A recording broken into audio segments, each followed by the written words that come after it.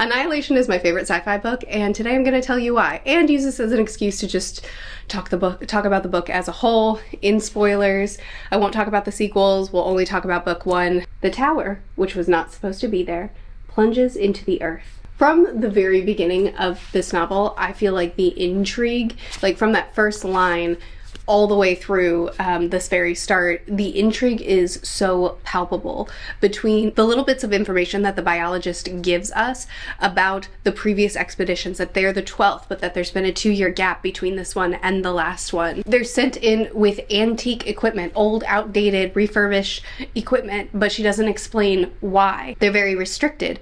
No cameras, but she doesn't explain why. They have a tool on their belt that's this black bar, or rather this black triangle, and it's supposed to turn red if they're in danger and they need to go take cover. She and the other expedition members don't use their real names, they just use their titles. They're meant to keep these journals in order to document what they're observing, what they're seeing, what they're feeling, but they're not allowed to exchange that information. Don't look at each other's journals, don't tell each other what's in one another's journals. They don't know why. She's giving us all this information that leads us to ask a lot of questions, but she doesn't seem very concerned about what the answers are. She's really just concerned about getting into Area X and exploring this biological phenomenon. The effect of this cannot be understood without being there. The beauty of it cannot be understood either. And when you see beauty in desolation, it changes something inside you. Desolation tries to colonize you. The mystery is a big part of what I love so much about this book. We know exactly the amount that we should going into an area that is completely alien, that seems ever-changing, and going in as an expedition that have agreed to be a part of something that they understand is highly secretive. What the other expeditions have found before them is undocumented for the public. What they learn, what they find, what they bring back, none of that is publicized. It's all very isolated. They know that previous expedition members have either killed themselves, killed each other, or come back completely changed, basically a shell of what they once were, which we later find out is because they didn't come back at all, actually. But even the biologist, when she does reveal that in fact her husband was in the 11th expedition and he was one that came back completely changed, his answers about Area X are worthless. There was nothing unusual there. I didn't see anything really. He was clearly detached from what he once, well, from her perspective, detached from the person that he once was, but also seemingly detached from what he experienced there. So as we go into Area X, we have so little information because naturally the way Area X has been explored, the information has been contained, and the way the public hasn't really cared that much, has all contributed to us going in essentially as the first expedition. But this is such an interesting twist on that first expedition, on that first journeying in, because they're technically not. It feels like they are because we have so little information, but we get a little bit more context, and all that context makes us ask more questions. Why is this being withheld? Why can't they have video cameras there? Why must they go under hypnosis to cross the border? You say it's for security reasons, but is it? Much like a first contact story, we're discovering everything brand new as we go, but completely unlike a first contact story, we actually do have some information, but that information doesn't seem to add up to one cohesive story. The other thing that I love about the beginning of this book is the pull. The biologist has this incredible pull to Area X, and specifically to the tower. This tower that she can't help but perceive as a tower, and even in her journal she says, I measure this as the first illogical thought I had, but she still couldn't divert from it. She couldn't stop herself from viewing it as a tower that plunged into the ground, regardless of the fact that everyone else saw it as a tunnel, and functionally that's what it was. But she also feels that she must go into the tower. She must explore it, not just because previous maps didn't show it and this is something new, but there was something in her that she couldn't seem to resist that drew her into the tower. It was like a compulsion that she couldn't and didn't want to resist. She would withhold information from her from her expedition partners if it meant that it would have them continue moving forward. She was willing to participate in manipulation. She was against, as soon as she saw what the psychologist was doing, using hypnotic persuasion to actually manipulate them beyond just getting them past the border, she was rigidly against it. She thought it was wrong. Yet, when things started to go south and it looked like the surveyor was going to leave, she tried to use hypnotic persuasion on her. And if it read like a desperate attempt, it read like some sort of like manic decision she made in the moment, not necessarily a moral change, but more like a desperate disregard of her previously stated morals. But regardless, she still did it. She still made the choice to throw aside her own convictions and attempt to manipulate the surveyor just to keep her there. She had this insatiable need to understand and explore Area X that I feel leaps off the page, grabs a hold of the reader, and drags us into it as well. I, too, have this insatiable need to explore Area X again and again. It doesn't matter how many times I've read this book, because that draw is so strong that it pulls me in, too. Clinging to the inner wall of the tower, once they go into the tower, clinging to the inner wall are these sprouting fungi that have been, there's language written, words written on the wall, written in fungi. And as she reads it, the initial sentence that they see says, "Where lies the strangling fruit that came from the hand of the sinner? I shall bring forth the seeds of the dead to share with the worms that."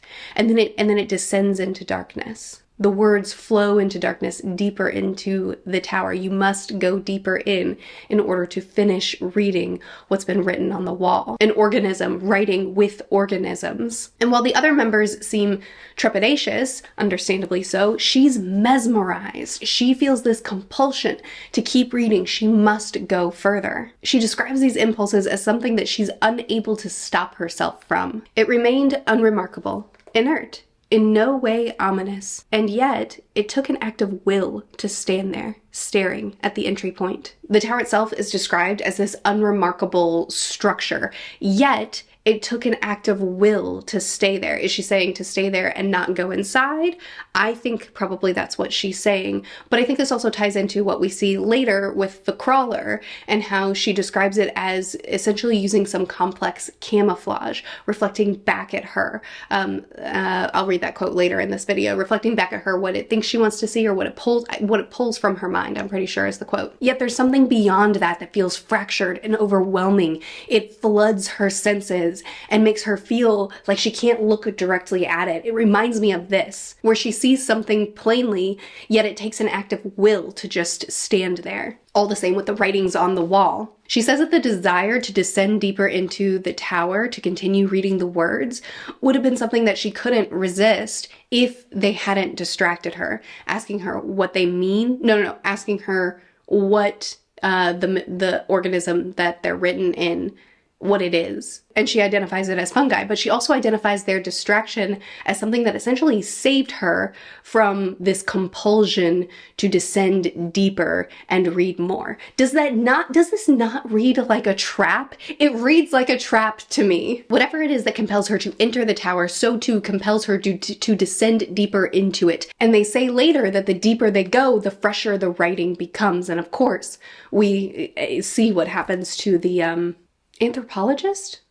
What is she? The one that dies, the one that gets too close to the crawler, tries to take a stand, is compulsed by the psychologist to take a sample of the crawler. We'll get to it in a minute. But first, I want to talk about I wonder how the other journals read. And I'm glad Vandermeer doesn't tell me. This is something that I love about Vandermeer, is that he gives me just enough information to make me insatiably curious about everything else. We see the way the biologist is drawn into Area X, as well as the way that she perceives the tower. At first she does see it as stone, as she's supposed to, but then she realizes that it's fleshy. She realizes that it itself is an organism, starts to hear its heartbeat the longer she's there in it. So it's true that there's an external element for her that's unique, but the compulsion began with her before the spores sprayed her in the face. And so I wonder, what kind of observations or what kind of compulsions did the other members of this expedition experience that were unique to them? The anthropologist wasn't drawn to the tower like the surveyor and biologist were, which makes sense to me because the surveyor would have wanted to explore the new territory and the biologist would have been drawn to the organic, or rather the structure made of organic material, it was a living organism, even though she didn't know it yet. But still, the surveyor and the biologist were drawn to the tower, understandably so, yet the anthropologist wanted to move on. And I wonder, that village that was deteriorated, torn down, a lot of the roofs had been torn off, and there were these mounds of moss that looked like they were in human shape. And when the biologist took samples of the moss and the fox, they were they had human cells mixed within them. So even though you don't know that there are human cells within certain bits of Area X, would there have been an intuitive drawing that she would have experienced, this insatiable need to survey, or rather to study this village and figure out what this civilization and culture was like? What would have appeared, or rather would there have been a trap for her in the village that would have drawn her deeper into something that could have potentially, transformed her, taken her over? These are all questions that I have simply because of the way Vandermeer writes, simply because of the information yet lack of information that he gives. He gives me just enough without fully fleshing out his world. He doesn't feel the need to explain every little detail to make sure that I understand everything, all the mechanics that go into Area X. I don't need to understand this alien world. In fact, I shouldn't. I can only understand a few small things based off of experiential testimony of the biologist. But then I also get information like that what the other expedition members are experiencing are withheld from the biologist, and all of them are withheld from each other, which makes me ask why. And I see her compulsions, and I see that it's not the same for the other expedition members, and I ask why. And again, some of it is external from the moss, but then what about the rest? Not from the moss, from the, you know what I mean, from the spray in her face. We do get this one line from her in chapter 3 where she says, "My sole gift or talent, I believe now, was that places could impress themselves upon me and I could become a part of them with ease." We see that in the pool scene from her childhood, and we also see that in the field that she would sneak out to at night and not tell her husband where she was going, and how she would observe all the different creatures that lived and commingled within those settings. Everyone is affected by Area X in one way or another, and I'm just fascinated about what it is that makes the biologist affected in the ways that she is, and what do I not know about the ways that the surveyor and the anthropologist and the psychologist were all affected because they were strictly told not to share that information. What is inherent in them that Area X pulls out? What is external, and what is just the effect of Area X on everyone? Clearly, everyone has a very strong effect based off of what happened to all the other expedition members, as well as what happened to all of the ones that we observed in this book. What's the pattern? Anyway, it's small things like this that make this book that much more enthralling to me. The amount of information that Vandermeer gives, the little clues, the little hints, the little sentences that say so much but don't really reveal anything at all, that leave me asking question after question after question. The tower was breathing. The tower breathed, and the walls, when I went to touch them, carried the echo of a heartbeat. They were not made of stone. but of living tissue. The tower was a living creature of some sort. We were descending into an organism. Another thing that I love about this world is the way Vandermeer describes the beauty and the horror of what they encounter. The depths now revealing themselves as a kind of ongoing horror show of such beauty and biodiversity that I could not fully take it all in. This tangling of beauty and horror is done all throughout the book. It's done here in the atmosphere and the setting as she's describing what she's observing in the tower. It's done later in this scene of body horror when she comes across the anthropologist's body. There wasn't much left of her face, and odd burn marks were all over the remaining skin, spilling out of her broken jaw, which looked as though someone had wrenched it open in a single act of brutality. Was a torrent of green ash that sat on her chest in a mound. Her hands, palms up in her lap, had no skin left on them, only a kind of gauzy filament, and more burn marks. Her legs seemed fused together and half melted, one boot missing and one flung against the wall. Strewn around the anthropologist were some of the sample tubes I had brought with me. Her black box, crushed, lay several feet from her body. The way he describes the state of her body, and it goes on, I actually only took a small excerpt of it, but the way he describes the brokenness of her body is so unique because it's not just the broken jaw. It's not just that her body has, that clearly she's been maybe thrown against the wall or in some way physically harmed, but then it's also that she's now becoming one with the environment, that she has this moss sprouting out from her chest, but also the palms of her hands are burned. Why just the palms of her hands? And then her legs are fused together. What would have caused the fusing of their legs and the half melting of, there's so many different types of description. There's so many different types of things that are happening to her body that it causes one to wonder. Like the burning of the hands, I could say, okay, maybe she touched the crawler. The broken jaw, I could say maybe she was thrown against the wall. The moss, okay, we see that in the Psychologist as well when her arm is badly damaged and then she starts having fungus growing out of her arms. What caused her legs to fuse together? I have some theories, but that's based on later books. The point is, the way it's described, there's so many different things happening to her that it almost compounds the horror. It's not just that this is horrifying, but it's what could have caused all of this simultaneously? And then there's also the way the crawler is described at the end of the book. It was a figure within a series of refracted planes of glass. It was a series of layers in the shape of an archway. It was a great slug-like monster rigged by satellites of even odder creatures.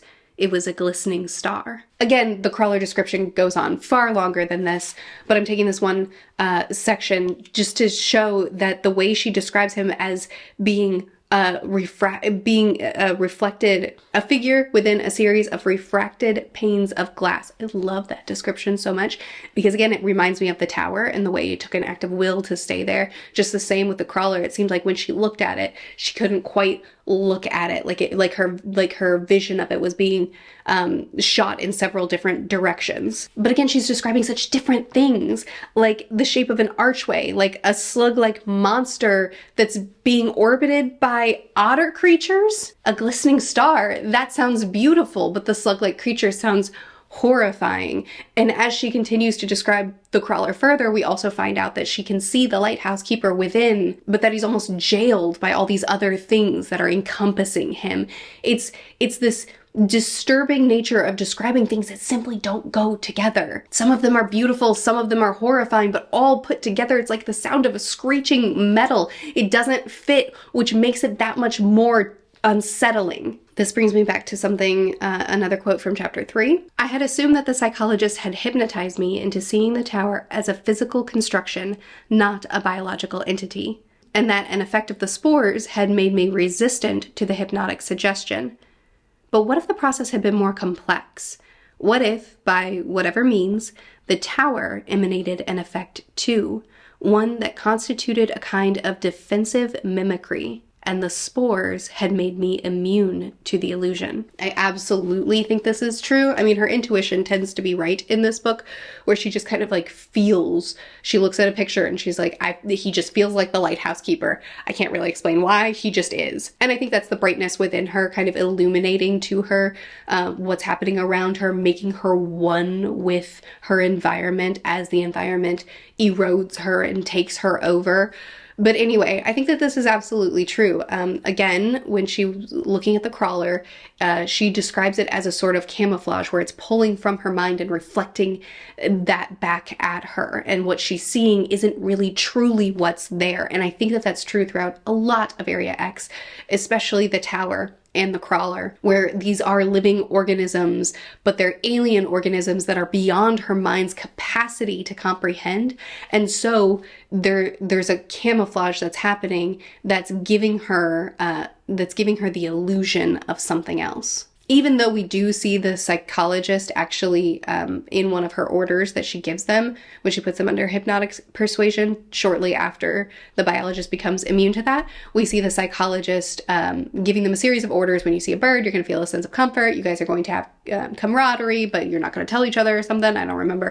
And one of her orders was you're going to continue to see the tower as stone. So the psychologist knew that this was a living organism, and she was using her persuasion to compound what the tower itself was already doing. Which makes you ask so many questions about the psychologist. What does she know that we don't know, and why? Again, that we get more information about this later, but we're only talking about book one. But this, what I mentioned before of the brightness within her, revealing the environment a little bit more, but also making her one with the environment. We see a lot of that within this book. I already mentioned the abandoned village with the moss mounds that had this sort of human form. She took samples of the moss and it had human DNA kind of intermingled in there. We also saw the boar that would charge at them, but it also had this twisted, tortured sort of face as it was doing that, almost as if it had been turned or altered and was being forced to do something, but inwardly there was a resistance. There were also the dolphins with human eyes, and one of the dolphins' eyes looked familiar. Oh yeah, and then there was that whole thing in chapter 4 when she returns to camp after she went to the lighthouse. She walks crouching so as not to be seen above the reeds. Something touches her boot, and she shines a flashlight on an image resembling a human face, a kind of tan mask made of skin, half transparent, resembling in its way the discarded shell of a horseshoe crab. She sees more evidence of a molting creature and concludes that the molting creature was, or had once been, human. So we see things like the dolphin and the boar that we can kind of assume is somewhat human and somewhat Area X, and then we have instances like this, and maybe also like the moss mounds, that give us the feeling as if something that's still in the process of being changed. And then we also see through the biologist herself, through the psychologist, ones at the beginning stages of becoming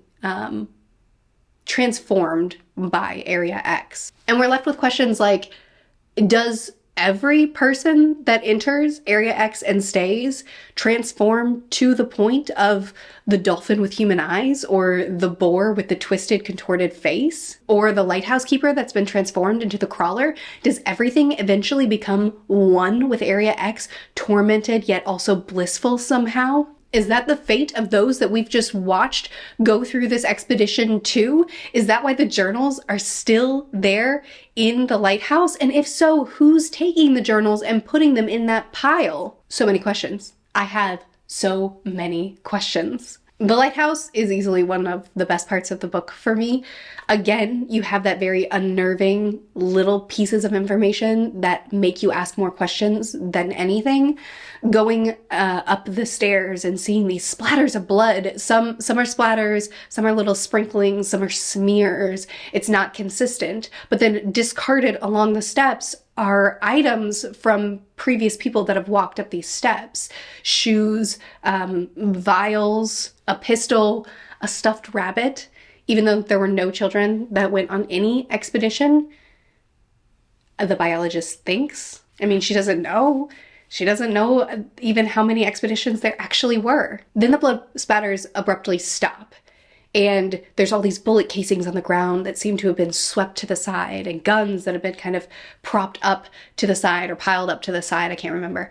It's like all of this evidence of violence ends abruptly. And then there's the picture of the two men with a girl. One of the men's face is circled, and she just gets this intuitive feeling. Again, I think it's the brightness.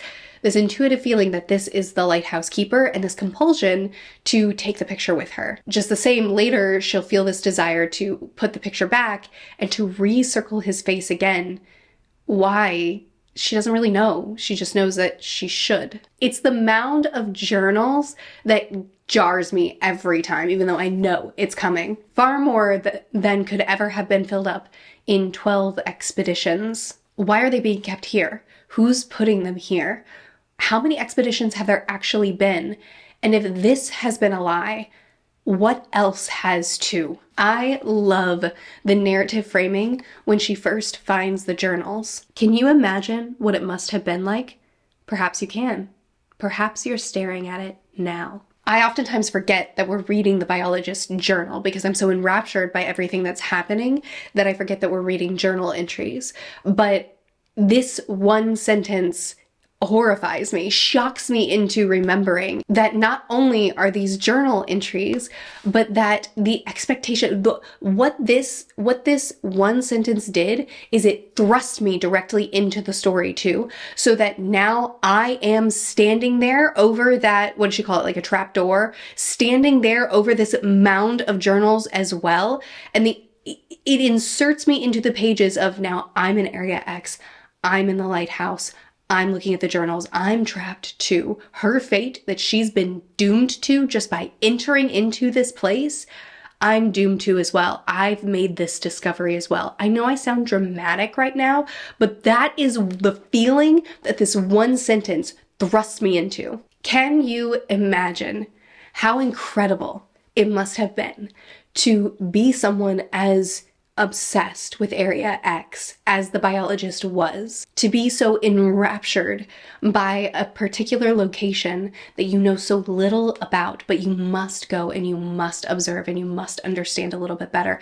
And then you stumble upon this mound of testimonial evidence, not only of the fact that something has been hidden and why, but also of what Area X has been for who knows how far back. How many people have entered into Area X with their own expertise, with their own personalities, with their own inclinations, and written down their own observations. You would be able to read through these journals and understand if Area X is changing, if it's adapting according to each expedition, if each expedition member is perceiving Area X in a slightly different way, if the draw that Area X has on her is unanimous, is the same across the board, or if it's completely unique to her, or if there is a draw, but it looks different in each expedition member. You could spend months poring over these journals and understand this thing that you're so obsessed with understanding. Can you imagine what a gold mine she has just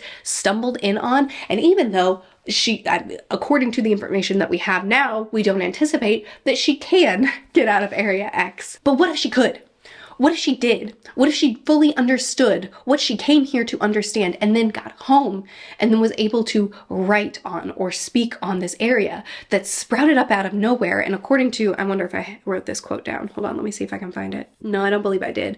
According to a quote in the book, the Area X sprouted up and was initially, I believe it said initially was hidden or like covered up or like kind of like not publicized, but then the information was leaked, and then there was this little fervor of humanity all of a sudden realizing that this thing was here and they might be in danger, and then they just kind of forgot. They just kind of like moved on, focused on other things, and then Area X generally isn't really cared about by the wider population, but the government continues to send in specialists on these expeditions to better understand it.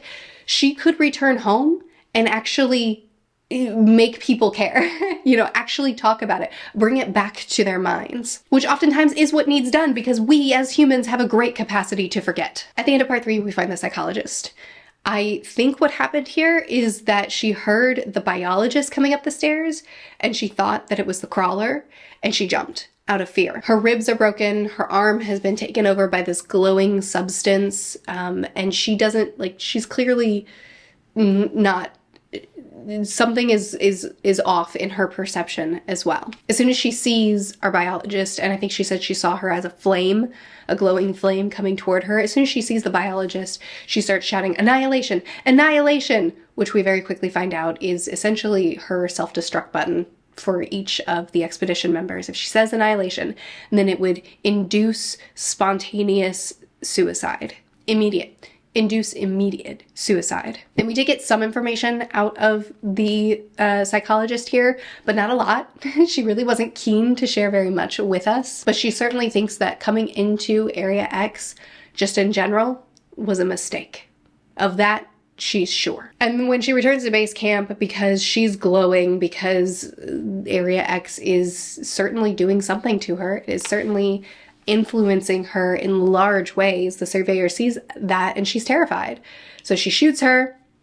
I think another thing that we can glean from this is that the biologist, part of the brightness, part of what's happening with her being more connected to Area X, more influenced by Area X, is that she has really strong self-healing because she was shot and it hurt initially and then just kind of turned into like a dull burning, I think it was described as, the implications being that she was shot. And then it kind of like healed itself very quickly. And then of course, we also see how she's becoming more one with Area X in the way that she's able to kill the surveyor before the surveyor will kill her. The truth is that in the moments before the surveyor tried to kill me, the brightness expanded within me to enhance my senses, and I could feel the shifting of the surveyor's hips as she lay against the ground and zeroed in on me through the scope. The brightness within her enhanced her senses to the point that she became so attuned with what was happening in the grass that she could just know where the surveyor was. Okay, my other favorite part is going to be no surprise to you. It's her encounter with the crawler. I love, and I've already kind of touched on this, I love the horror-esque unknowability of how the crawler is described. The way this encounter is described feels too big for the human mind to wrap its mind around. The way that she sees it, but then she keeps blacking out and coming back and blacking out and coming back because just being in its presence is too much for her consciousness to survive, to fully, to stay conscious in. Its mere presence is so overpowering that it keeps knocking her out. But then her senses become heightened again, much like with what happened with the surveyor, but so much more. Her senses become so heightened that she starts to feel like she's drowning, and it seems like the only thing that she can do at that point is to just surrender over to the drowning. And then there was the impression of being watched by thousands of eyes, or maybe she said hundreds. I think she said by hundreds of eyes. There's just thing after thing that's described that again, don't work together. They don't paint a full picture because it's alien. Whatever's happening to her is alien. And the way that each of these individual experiences are being described depict the fact that it's alien more so than just saying that ever could. I smelled a burning inside my own head, and there came a moment when I screamed, my skull crushed to dust and reassembled, mote by mote. And then the crawler just tosses her down the steps. I don't know if it scanned her brain, saw what it needed to see in order to continue to add more camouflage to Area X, or if it got to her in the way that it needed to in order to continue to unite her with Area X, or something else. But it threw her down the steps, and then when she saw it again, it didn't have the same effect this time. It didn't have any of that effect this time. But nothing happened. None of it. And I don't know why, except that having scanned and sampled me, and having, based on some unknown criteria, released me once, the crawler no longer displayed any interest in me. Why? What did it need from her? And why was the scanning process so overwhelming that it felt like she was being torn apart? Okay, this line is super interesting to me as well. If the hints in the journals are accurate, Then when the crawler reaches the end of the latest cycle within the tower, Area X will enter into a convulsive season of barricades and blood, a kind of cataclysmic molting, if you want to think of it that way. Oh man, I love it so much.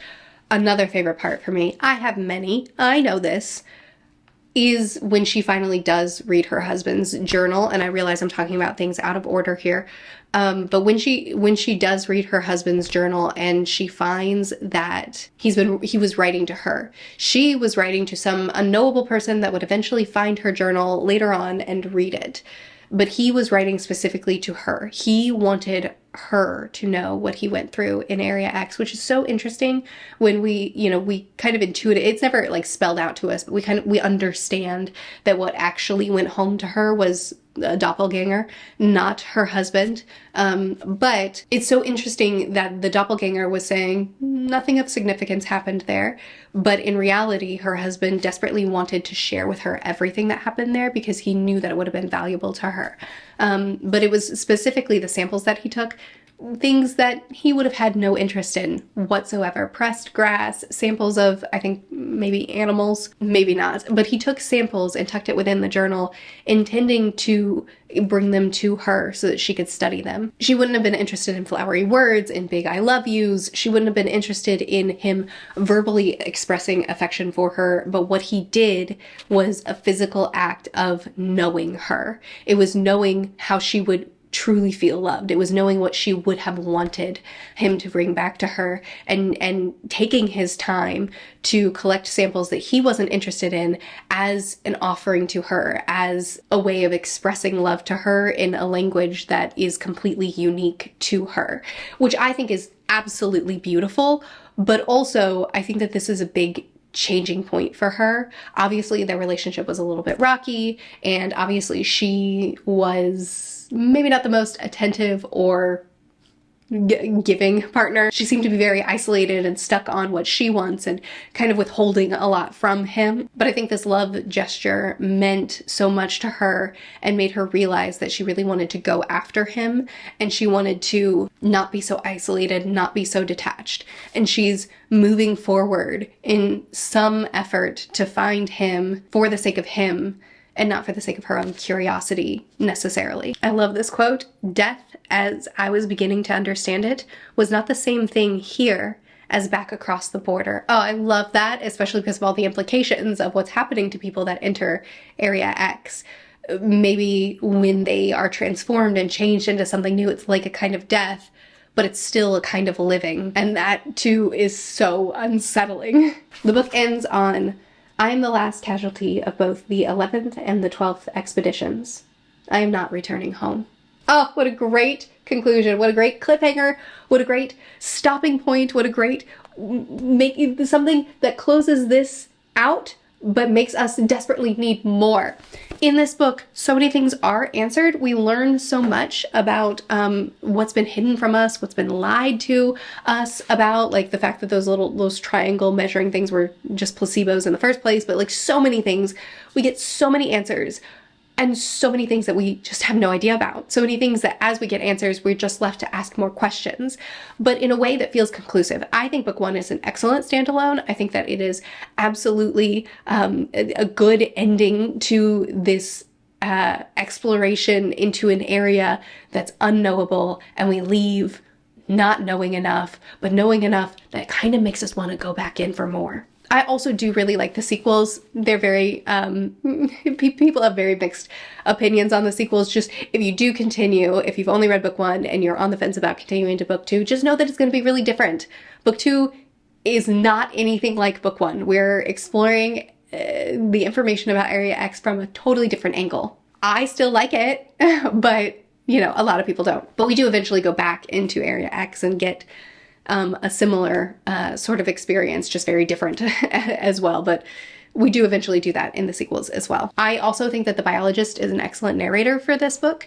She's not good necessarily. She's very detached. As I mentioned before, she doesn't seem to really give that much in her marriage. Her draw into Area X, that compulsion that she has leads her to withholding information from the other, the people that she's there with, try to manipulate them, as I mentioned before, in ways that compromise her own morals and standards. Before she knew her husband was a copy, and she still thought it was him and he had just changed, she turned him in. She turned him in, and then after she had turned him in and she visited him a couple of times and he would kind of like ramble on about, hold on, actually I want to find that quote. The trees are not trees, the birds are not birds, and I am not me, but just something that has been walking for a very long time. It's like, once you find out about the doppelgangers, you can't help but be like, okay, well, he's not him. But also the trees are not trees, the birds are not birds. Interesting. We did see moss mounds that have human shapes and creatures that have human eyes. It's like, it's so overtly there, but you don't know what to do with it until you explore Area X further. I love it so much. Anyway, sorry. She didn't know. She didn't know that he was a copy at this point. She thought he was her husband. She turned him in. She listened to his ramblings a little bit, but then after, this is the sentence. No one could really tell me, and no account could possibly be a substitute. So, several months after my husband died, I volunteered on Area X expedition. Like, that sentence, it says so much to me that she doesn't even make a note of his death, or her feelings about it, or her reaction to it, or anything. She's just like, anyway, after he died, I had to go see Area X too. And I do think she cared. I do think that there are implications that she's going also because she wants to understand what happened to him and because she cares, but there's such a detachment there as well. But his love offering to her in the journal and the samples he took do make a significant mark on her and do make a change in her. So we also see some sort of progress in her character. I love her as our narrator because she's dry, she's influenced, she's flawed, deeply flawed, but she also grows. I don't know, I think she's great. I think she's great for this story. I am going to continue on to book 2. I've already read all 4 books, and this one is my favorite of the 4, but I don't know, the brightness has taken me. I must continue forward. I realize that this isn't going to be a wildly popular video, but I don't care. I really wanted to talk about this book that I love so much and I've already made videos on, but what are you gonna do? I would love to hear your thoughts if you've made it to the end of this video. What are your thoughts on the book? What do you love about it? What doesn't work for you? I don't think any book is perfect, but this one comes really, really close for me. Please do chat with me more about it in the comments. I'll see you again soon. Bye.